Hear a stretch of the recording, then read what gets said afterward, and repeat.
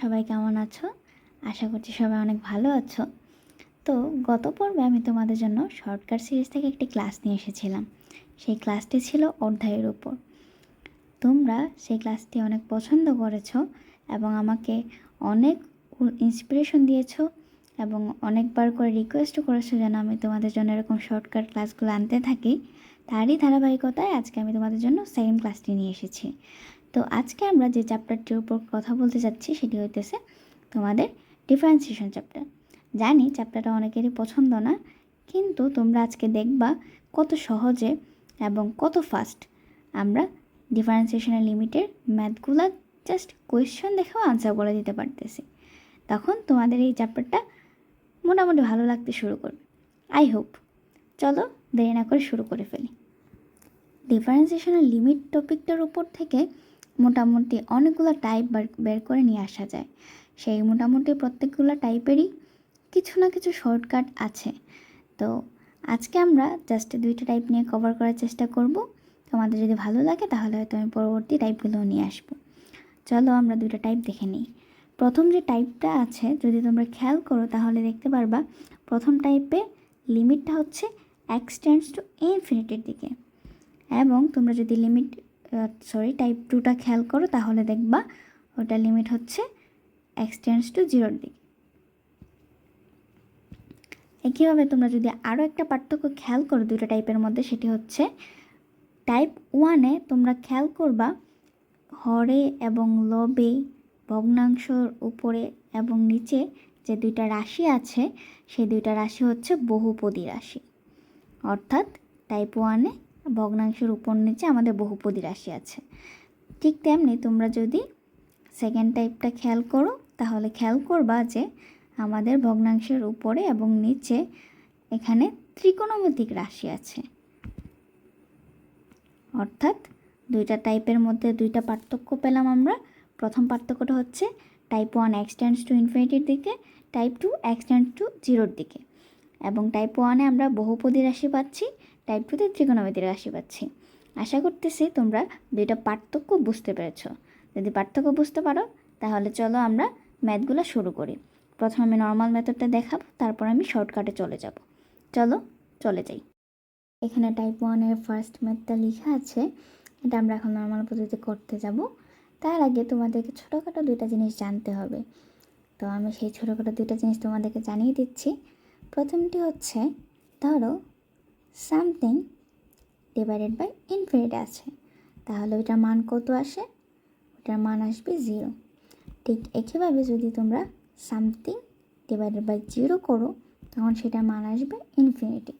আশা করতেছি এই দুইটা জিনিস তোমরা আগে থেকেই জানতা। যদিও না জানে থাকো তাহলে আজকে এখান থেকে জেনে নাও। তাহলে চলে যাচ্ছে আমরা নর্মাল মেথডে। তোমরা নর্মালি এই ম্যাথটা যেভাবে করতা সেটি হচ্ছে, তোমরা লবে কিংবা হরে যেখানেই পাও এক্সের সর্বোচ্চ পাওয়ারটাকে খুঁজতা, তাই না? তোমরা এক্সের সর্বোচ্চ পাওয়ারটাকে খুঁজতা, তারপর এক্সের সর্বোচ্চ পাওয়ারটাকে কমন নিতা।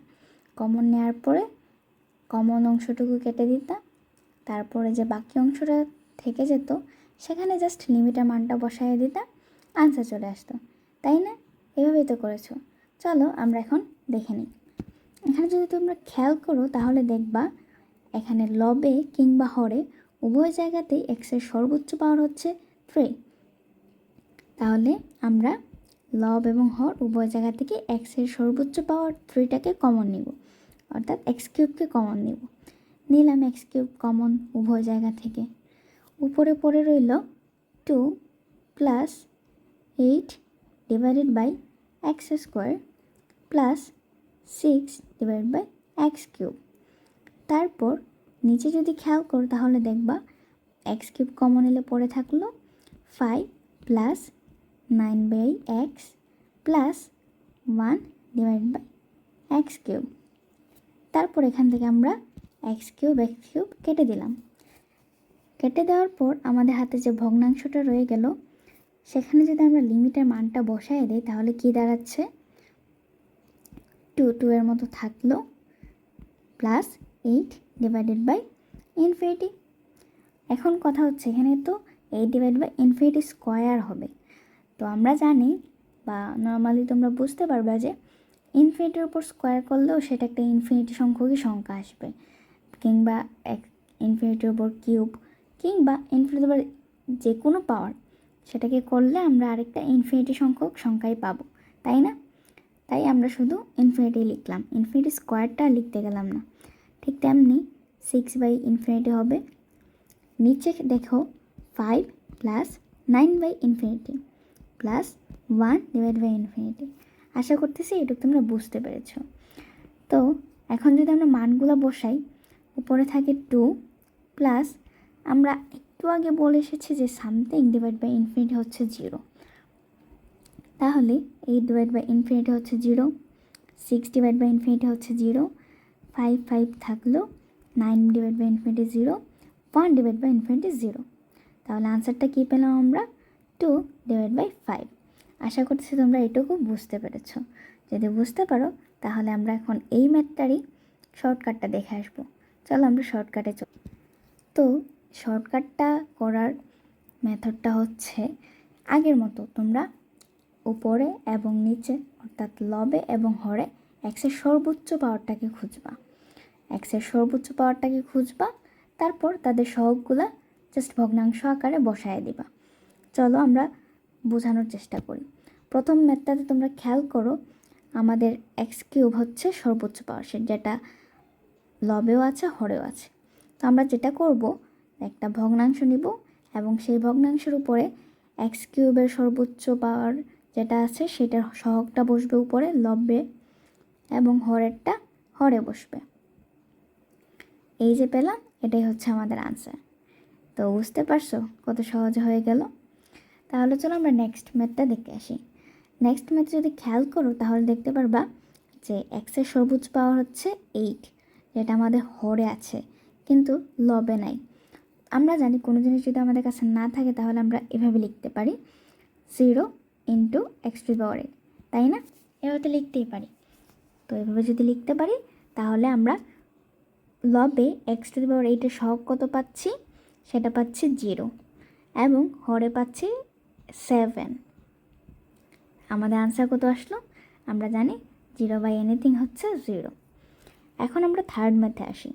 থার্ড ম্যাথে আসলে খেয়াল করবা এখানে এক্সের সর্বোচ্চ পাওয়ার হচ্ছে 5, যেটা আমাদের লবে আছে। তো একইভাবে আমরা সেম কাজটা করব আগের মতো, ভগ্নাংশের উপরে x⁵ সহগ 2, যেটা লবে আছে লবে বসায় দিব, হরে কিছু নাই তাই আমরা 0 বসাই দেব। আর আমরা জানি something/0 = ইনফিনিটি।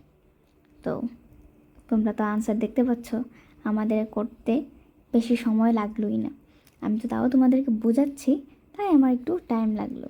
তোমরা করতে করতে প্র্যাকটিস করে ফেললে 2 সেকেন্ড কিংবা 5 সেকেন্ডের মধ্যেই করে ফেলতে পারবা। আশা করতেছি তোমরা এটুকু বুঝতে পেরেছো। তাহলে আমরা সেকেন্ড টাইপটাতে শুরু করতে পারি। এখানে টাইপ 2 এর ফার্স্ট ম্যাথটা লেখা আছে। তো এখানে দেখতে পাইতেছো যে লবে এবং হরে ত্রিকোণমিতিক ফাংশন আছে, ত্রিকোণমিতিক রাশি আছে। তো এগুলো আমরা নর্মাল পদ্ধতিতে যেভাবে করি সেটা হচ্ছে আমরা চেষ্টা করি যে কোথায় ত্রিকোণমিতিক রাশিগুলোতে ত্রিকোণমিতিক সূত্রগুলো ফেলানো যায় সেগুলো বের করে নিয়ে আসার।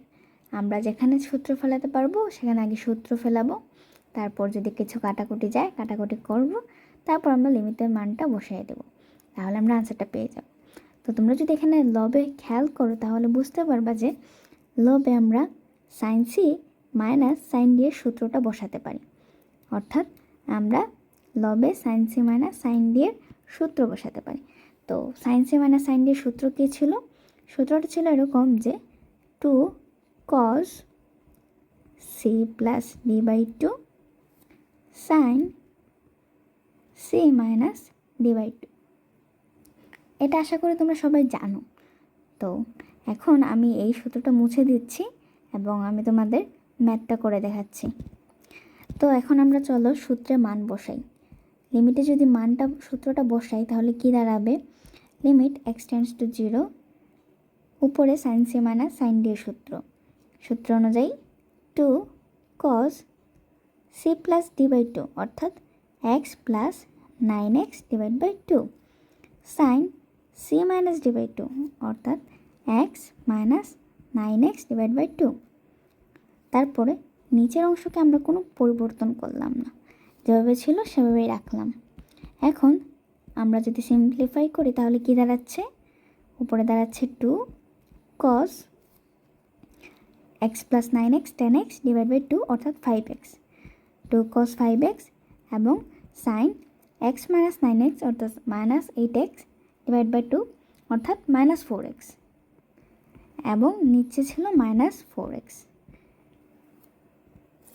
এখন আমরা যদি লিখি লিমিট x টেন্ডস টু 0, উপরে ছিল 2 cos 5x এবং ছিল সাইন মাইনাস 4x।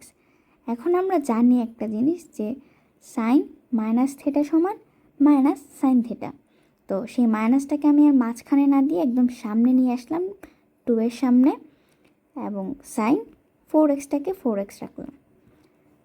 হরকে আমরা কোনো চেঞ্জ করলাম না, সাইন 4x থাকলো। এখন দেখো সাইন 4x কাটা, আমাদের হাতে থাকলো কি limit x tends to 0 minus 2 cos 5x। এখন আমরা লিমিটে x এর মানটা বসায় দিই, মাইনাস 2 থাকলো ইন্টু cos 5 ইন্টু 0 অর্থাৎ মাইনাস 2 cos 0 ডিগ্রি।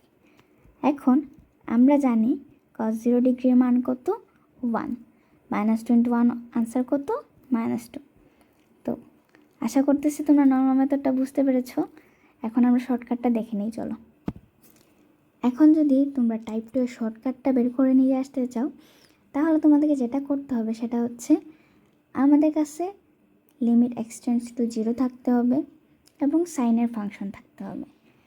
এখন যদি এরকম ফাংশন থাকে তাহলে আমরা কি করব, আমরা আনসারটা এভাবে করব যে যতগুলো x আছে সাইন x এ ছিল সেই x এর সহগটা শুধু বসায় দেব, এবং প্রশ্ন অনুযায়ী চিহ্ন যেরকম আছে সেই চিহ্নটাই বসায় দেব, আর কিচ্ছু করতে হবে না। তো বুঝতে পারো নাই মেবি, তো আমি তোমাদেরকে দেখাচ্ছি কীভাবে করবা। আমরা ভগ্নাংশ আছে তাই ভগ্নাংশ রেখে দিলাম। এখানে খেয়াল করো x এর সহগটা কত, সাইন x এর সহগটা কত, x এর সহগ কিছু নাই মানে 1।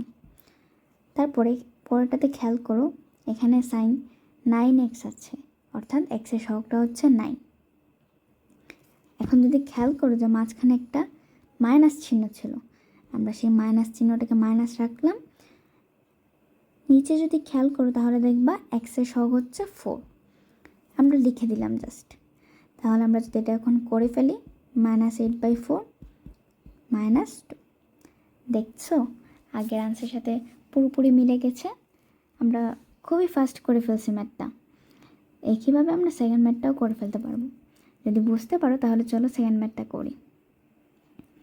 প্রথমটাতে সাইন 5x আছে অর্থাৎ x এর সহগ 5, পরটাতে সাইন 3x, x এর সহগ 3, মাঝখানে আছে মাইনাস চিহ্ন মাইনাস, নিচে হরে x এর সহগ 3, x এর সহগ 2, মাঝখানে মাইনাস চিহ্ন মাইনাস। এখন আমরা যদি করি উপরে 5 - 3 হচ্ছে 2, নিচে 3 - 2 1 = 2।